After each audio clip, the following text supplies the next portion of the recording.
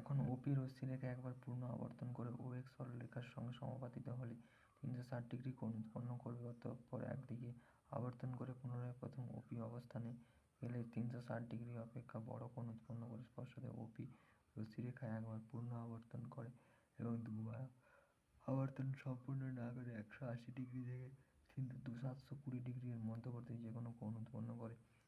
এভাবে ঘড়ির কাঁটার বিপরীত দিকে পুনঃ পুনঃ আবর্তন দ্বারা রশ্মিরেখা যে কোণ মানের ধনাত্মক কোণ উৎপন্ন করে। উদাহরণস্বরূপ 27,765 ডিগ্রি কোণ উৎপন্ন করতে হলে ঘূর্ণায়মান রশ্মিরেখা ওপি এবং ও শীর্ষবিন্দু কেন্দ্র কোণ উৎপন্ন করে ঘড়ির কাঁটার বিপরীত দিকে পূর্ণ আবর্তন করে। অতঃপর একই দিকে আবর্তন করে ও আর অবস্থানে আসবে, কারণ 2765 degree 7 × 360 plus 180 degree plus 65 degree. একইভাবে ঘূর্ণায়মান রশ্মিরেখা ওপি জিও শীর্ষবিন্দুতে কেন্দ্র করে এবং প্রাথমিক অবস্থানে ও এক্স থেকে আরম্ভ করে ঘড়ির কাঁটার দিকে আবর্তন করে দ্বারা যে কোনো মানের জন্য ঋণাত্মক কোণ উৎপন্ন করে। কোণ পরিমাপন পদ্ধতি সমূহ।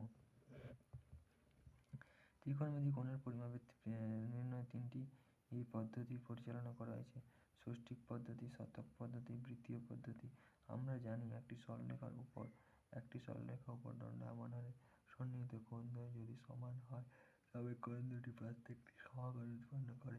বিভিন্ন পদ্ধতিতে কোণের পরিমাপ প্রকাশ করার ক্ষেত্রে এই সমকোণ ভিত্তি করে।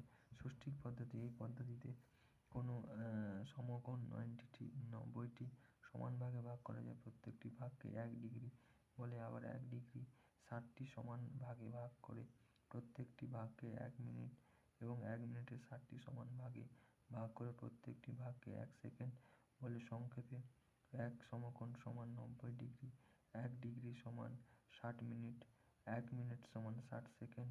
কোণের পরিমাপ পদ্ধতি নির্ণয়ের ক্ষেত্রে এই পদ্ধতি অতি প্রাচীন এবং আজও বিভিন্ন কোণ পরিমাপক তালিকা প্রস্তুত করে এই পদ্ধতি বহুল ব্যবহার করা হয়।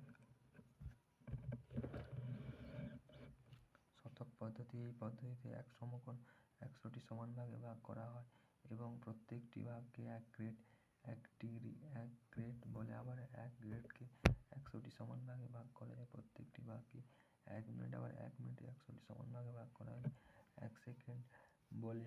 সংক্ষেপে 1 সমকোণ 100 grade, 1 grade 100 minute, 1 minute 1 minute, 100 second. বৃত্তীয় পদ্ধতি। গণিতের উচ্চতর শাখায় কোণ পরিমাপনে সাধারণত